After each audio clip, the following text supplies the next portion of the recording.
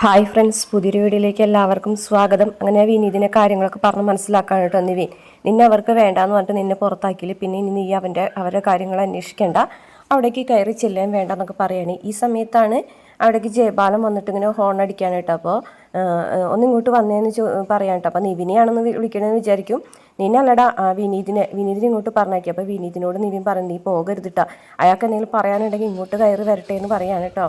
പക്ഷേ നിവിനാണെന്നുണ്ടെങ്കിൽ അത് അവരൊക്കെ പറയണത് കേട്ട് നിൽക്കാതെ ഗംഗയുടെ ഒരു കാര്യത്തിന് വേണ്ടിയിട്ടാണെന്ന് പറയുന്നത് കേട്ട വഴിക്ക് ഈ താഴത്തേക്ക് ഇറങ്ങി പോകുകയും എന്നിട്ടിങ്ങനെ കല്യാണത്തിന് വന്ന ചെറുക്കനെയും കൂട്ടരെയും വിളിക്കാൻ പോകാനായിട്ട് പറഞ്ഞയക്കുകയാണ്. അപ്പോൾ എനിക്ക് ശാരദയ്ക്ക് വേണ്ടി നീ ചെയ്യണ്ട, ഗംഗയ്ക്ക് വേണ്ടി നീ ഇത് ചെയ്യണം എന്ന് പറയുമ്പോൾ വിനീത സമ്മതിക്കുകയാണ് കേട്ടോ.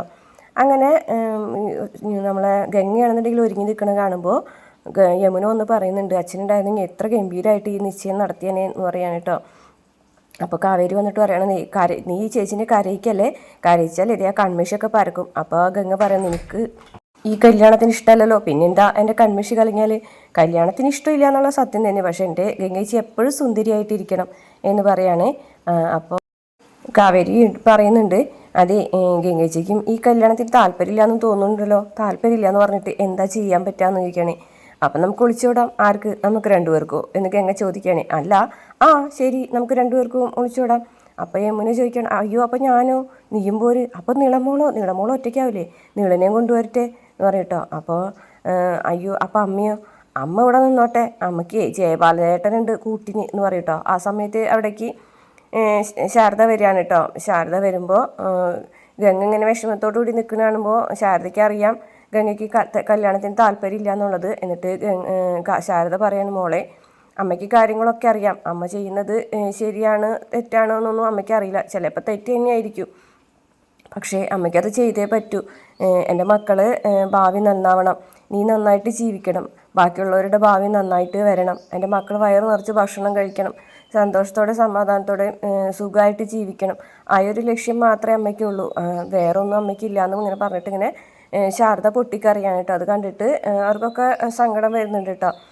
എൻ്റെ മക്കൾ വയറ് നിറച്ച് ഭക്ഷണം കഴിക്കണമെന്ന് മാത്രമേ അമ്മയ്ക്ക് ആഗ്രഹമുള്ളൂ എന്ന് പറഞ്ഞിട്ട് വേഗം തന്നെ അവിടെ നിന്ന് പോവുകയാണ്. അപ്പോൾ ഗംഗ പറയുന്നുണ്ട്, ഇതേ കാവേരി അമ്മ എന്ത് പാവമാണെന്ന് നോക്കിയേ, ഇനി നിശ്ചയം കഴിയുന്നത് വരെ നീ ഇണ്ടി പോകരുത് കേട്ടോ, അപ്പോൾ നടക്കുന്നത് വേറെ ആയിരിക്കും എന്ന് പറഞ്ഞിട്ട് താക്കീത് ചെയ്യാൻ കേട്ടോ ഗംഗ കാവേരിനെ. പിന്നെ കാണിക്കുന്നത് കല്യാണത്തിൻ്റെ ആൾക്കാർക്ക് ഇത് വഴി കാട്ടാനായിട്ട് അവരെ കാറിൽ കയറി പോവുകയാണ്. ഇത് കണ്ടിട്ട് നിവിന് മനസ്സിലാവുന്നില്ല കേട്ടോ എന്താണെന്ന്. അങ്ങനെ നിവിനും വേഗം തന്നെ വണ്ടി എടുത്തുങ്ങാട്ട് അവരുടെ പിന്നിൽ കൂടെ പോവുകയാണ്.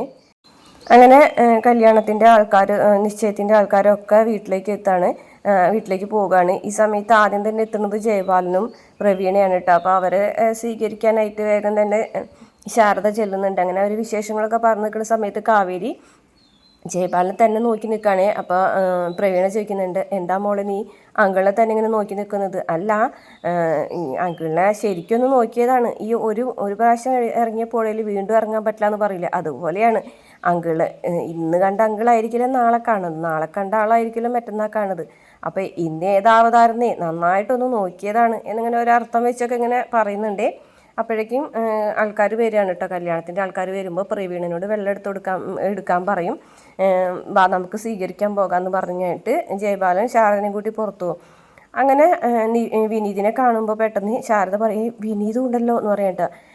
അല്ല, ഞാനാണ് വിനീതിനെ അവരെ വിളിക്കാൻ പറഞ്ഞയച്ചത്, അല്ല വിനീതിനെ ഇങ്ങോട്ട് കയറ്റണ്ടെന്ന് ജയപാലേട്ടൻ തന്നെയല്ലേ പറഞ്ഞത്? അത് ശരിയാണ്, പക്ഷേ ഒരു സഹായത്തിന് ഇവിടെ ഇരിക്കട്ടെ, അല്ലെങ്കിൽ പിന്നെ ഇവനെ ഇത്രയും നാൾ നിങ്ങളെ സഹായിച്ചിട്ട് ഇവനെ നമ്മൾ ഈ ഒരു സംഭവത്തിൽ നിന്ന് മാറ്റി നിർത്തിയെന്ന് നാട്ടുകാർ പറയൂലേ, അപ്പോൾ അത് വേറെ ബാക്കിയുള്ള തെറ്റിദ്ധാരണകൾക്ക് വഴിയൊരുക്കും, അതുകൊണ്ട് അവനും കൂടി ഇരിക്കട്ടെ എന്ന് പറഞ്ഞിട്ട് ഇങ്ങനെ കല്യാണത്തിന് വന്ന ആൾക്കാരൊക്കെ സ്വീകരിക്കാൻ കേട്ടോ. അപ്പോൾ അവർ വന്നിട്ട് ഇങ്ങനെ ഭയങ്കരമായിട്ടൊക്കെ പൊക്കി പറയുന്നുണ്ട്, ഇവിടെ നല്ലൊരു റിസോർട്ട് തുടങ്ങാം, എന്നിട്ട് ഇവന് ഇവിടെ തന്നെ താമസിക്കാം, ഇവൻ മാത്രമല്ല ഞങ്ങളൊക്കെ കൂടി ഇവിടെ താമസിച്ചാലോ എന്ന് വിചാരിക്കുകയാണെന്നൊക്കെ പറഞ്ഞ് നിൽക്കുകയാണ്. ഈ സമയത്ത് അവിടേക്ക് നിവിൻ വരികയാണ് കേട്ടോ. അപ്പോൾ നിവിൻ വരുന്ന കാണുമ്പോൾ വേഗം തന്നെ വിനീത് നിവിൻ്റെ അടുത്തേക്ക് ചെല്ലുകയാണ് കേട്ടോ. അങ്ങനെ എല്ലാവരെയും ക്ഷണിച്ച് അകത്തേക്ക് കൊണ്ടുപോവുകയാണ് അവർ, ജയപാലനും ശാരദയൊക്കെ കൂടിയിട്ട്. അപ്പോൾ നിവിനാണെന്നുണ്ടെങ്കിൽ വിനീതിൻ്റെ അടുത്ത് വന്നിട്ട് ചോദിക്കണം, നാണമില്ലേടാ നിനക്ക്? നിന്നോട് എത്ര തവണ പറഞ്ഞതാണ് ഇനി ഇവരായിട്ടുള്ളൊരു ബന്ധം വേണ്ട, വീട്ടിലേക്ക് വരണ്ടാന്ന്, എന്നിട്ട് എന്തിനാണ് നീ വന്നത്? നിന്നെ അവർ ഇവിടെ കയറണ്ടെന്ന് പറഞ്ഞ് അടിച്ചോടിച്ചതല്ലേ, പിന്നെ നിനക്ക് നാണമില്ലേ?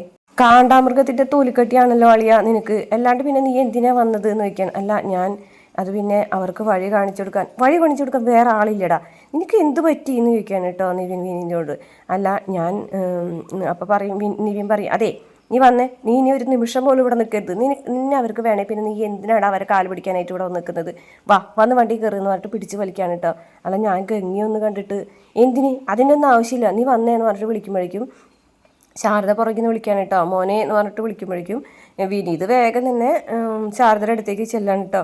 അമ്മായി പറഞ്ഞതൊക്കെ എനിക്ക് ഓർമ്മയുണ്ട്, പക്ഷേ ഞാൻ ഇവർക്ക് വഴി കാട്ടാൻ വേണ്ടിയിട്ട് വന്നതാണ്, ഞാൻ പോയിക്കോളാം അമ്മായി എന്ന് പറഞ്ഞിട്ട് വേഗം തന്നെ പോവുകയാണേ.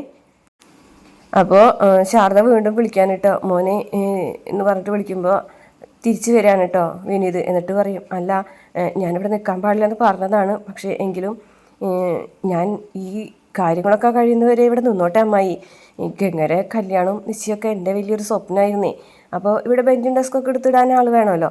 അപ്പോൾ ജയപാലങ്ങൾ പറഞ്ഞ പോലെ ഒരു പൊട്ടനോ അല്ലെങ്കിൽ കൂലിപ്പണിക്കാരനോ അങ്ങനെ ആയിട്ടായാലും ഞാൻ നിന്നോളാം അമ്മായി എന്ന് പറയുമ്പോഴേക്കും ശാരദ പൊട്ടിക്കരഞ്ഞുകൊണ്ട് കൈ കൂപ്പിയിട്ട്, മോനെ ഇതിനൊക്കെ ഞാൻ എങ്ങനെ പ്രായശ്ചിത്തം ചെയ്യുമെന്ന് പറഞ്ഞ് പൊട്ടിക്കറിയാണേ. അന്നേരം നിവിനും ഭയങ്കര സങ്കടമാവാണ് കേട്ടോ. അപ്പോൾ വിനീതാണെന്നുണ്ടെങ്കിൽ അമ്മായി എന്ന് പറഞ്ഞു കഴിഞ്ഞിട്ട് വേഗം തന്നെ ശാരദനെ കെട്ടിപ്പിടിക്കാൻ കേട്ടോ. ഇത് കണ്ടിട്ട് നിവിൻ്റെ കണ്ണൊക്കെ നിറയുന്നുണ്ട്. ഇത്രയാണ് ഇന്നത്തെ എപ്പിസോഡിലുള്ളത്. നാളത്തെ എപ്പിസോഡിൽ അമ്മമ്മ വന്ന് പറയുന്നുണ്ട് ഗംഗനെയും കൊണ്ട് ഒളിച്ചോടാനായിട്ട്. പക്ഷേ വിനീത അതിന് സമ്മതിക്കുന്നില്ല കേട്ടോ. പിന്നെ നിളമോളും വന്നിട്ട് പറയുന്നുണ്ട് ഗംഗ ചേച്ചി പോകുന്നവിടുന്ന് എനിക്ക് വിഷമം തന്നെയാണ്, പക്ഷേ എങ്കിലും ഗംഗ ചേച്ചിനെയും കൊണ്ട് വിനീതേട്ടന് ഒളിച്ചോടിക്കോളാനൊക്കെ പറയുന്നുണ്ട്. പിന്നെ നിശ്ചയത്തിൻ്റെ കാര്യങ്ങളും നിശ്ചയത്തിൻ്റെ കാര്യങ്ങളൊക്കെ തന്നെയാണ് കേട്ടോ കാണിക്കുന്നത് പ്രമോല്.